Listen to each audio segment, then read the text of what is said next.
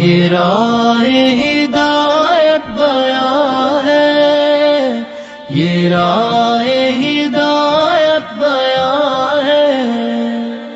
मजीद नए बयानात सुनने के लिए चैनल राह हिदायत बयान को जरूर सब्सक्राइब करें। जितने हमारे पुराने पूरे सूबे के अंदर जितने पुराने एक मौका अल्लाह ने दिया है, पता नहीं ये इज्तिमा शामिल का किस किस की जिंदगी का आखिरी इज्तिमा बनता है।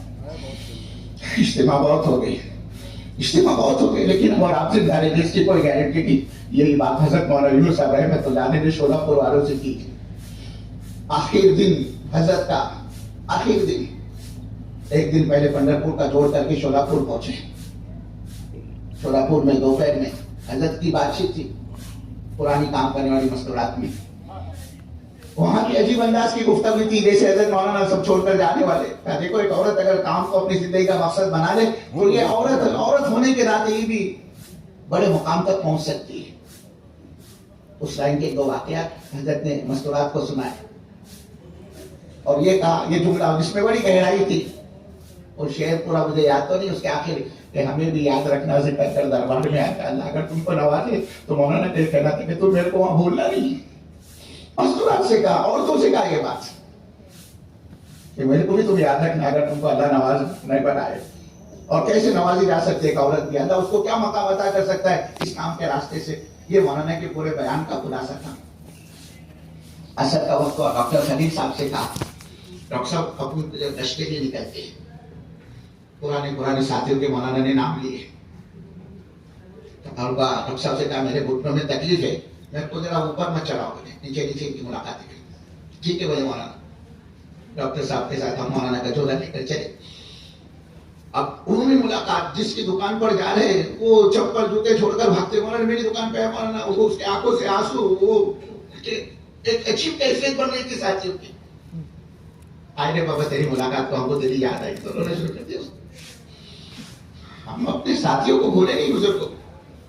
आज वो साथी हमारी मेहनत पे नहीं है तो उसके लिए कसूरवार वो नहीं है, उससे ज्यादा कसूरवार हमें कि हमने साथी की खबर नहीं की, कभी उसके तफक्कुर के लिए नहीं करे, कभी हमने उसके एहसास को अपना एहसास में मुंतकिल नहीं किया।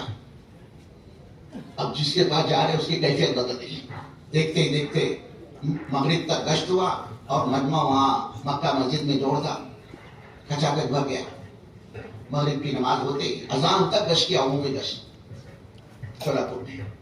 मगरिब की आज नमाज का सलाम फिरा, नमाज होते ही फौरन मजमा जुड़ गया।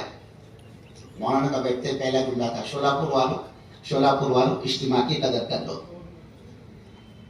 फिर फरमाया, नहीं कहा जा सकता ये इज्तिमा शोलापुर का किसी जिंदगी का आखिरी इज्तिमा बनता है। फिर फरमाया, इज्तिमा तो बहुत हो गए, लेकिन हम और आप जिंदा रहेंगे इसकी गारंटी क्या है। और फिर उसी मजलिस के अंदर सारी जमातें बनाई, हालांकि इज्तिमा को अभी कई महीने बाकी थे, लंबा वक्त था, लेकिन कई जमातें जो हम आए इज्तिमा के मौके पर बनाते थे वो जमातें मौलाना ने उस मस्जिद में बनाई। मगरिब की नमाज के बाद मक्का मस्जिद में शोलापुर।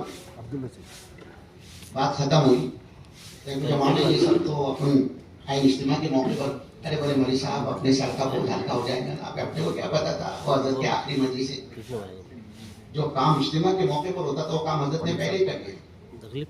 इसकी जमात वो सारी जमातें बनाई आपने। और मगरिब के बाद ये हुआ और इशा के बाद हजरत की तबीयत बिगड़ी और देखते ही देखते हजरत अल्लाह को प्यारे। क्या पता ये कोल्हापुर का, ये हमारे सांगली का इज्तिमा किस किस की जिंदगी का आखिरी इज्तिमा है। इसलिए तो रसीद को मना कर रहा हूं, इसलिए शोलापुर वालों से का इज्तिमा की कदर कर लो। और पूरा पहले समझे कि भाई ये इज्तिमा हमारे जिले में हो रहा है। औरंगाबाद वाले ये ना समझे भाई हमने तो पूरी कराए रखी थी, लेकिन फैसला कहीं और का हुआ।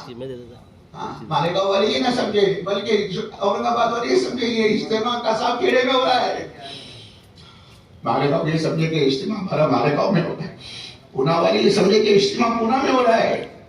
नांदेड़ परभणी जानना फिर औरंगाबाद वाले समझे हमारा इज्तिमा। अगर तुम्हारे अपने जिले में इज्तिमा होता तो तुम्हारी क्या है नांदेड़ के इज्तिमा के मौके पर देखा एक भी चैन से बैठा नहीं था वहां पर, सब जितने थे कुछ उसमें अल्लाह को प्यारे हो गए। वो नांदेड़ का इज्तिमा उनकी जिंदगी का आखिरी इज्तिमा था। लेकिन हमने पूरे अपने को हरकत में देखा। खुद मौलाना यूनुस साहब रहमतुल्लाह अलैह जहाँ इज्तिमा होता वहां पर जाते थे। बम्बई को ऐसी मेहनत का मैदान बनाया। सोच नहीं सकते थे बम्बई का इज्तिमा ऐसा हाइफा और शानदार इज्तिमा होगा बम्बई की तारीख में। ये अल्लाह का वली पड़ गया वहां पर जाकर खार मरकज के अंदर, और सारा जिम्मेदारों का अमला पूरे सूबे की मजबूत जमाते ये पड़ गई बम्बई के अंदर। खुद हाफिज साहब रहमतुल्लाह अलैह ने पैदल 3 चक्कर लगाए बम्बई के, उलमा को ले लेकर 4-4 महीने लगाए वहां हजरत हाफिज साहब रहमतुल्लाह अलैह। पूरा इलाका 100% बम्बई मेहनत का मैदान बना।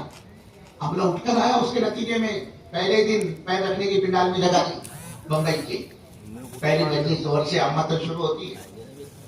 एक बड़े मियां तख्त के करीब बैठे हुए बात सुन रहे थे, बयान खत्म हुआ, जोर की नमाज के बाद बातचीत। असर में आधा पौना घंटा बाकी था, बड़े मियां वही बैठे रहे। असर की आजाद हुई, नमाज पढ़ी हुई, वो बड़े मियां ने नमाज पढ़े सबके साथ पिंडाल में। जैसे इमाम साहब ने सलाम फेरा, बड़े मियां ने चीख मारकर रोना शुरू कर दिया। अब वो तख्त के साथी उनके पास पहुंचे, आजू बाजू सफ में नमाज पढ़ने वाले से, क्या हो चाचा क्यों रो रहे, क्या तकलीफ है? मुझे भैया बड़े मियां बोलते नहीं, रोए जा रहे क्या आंसू थमते नहीं।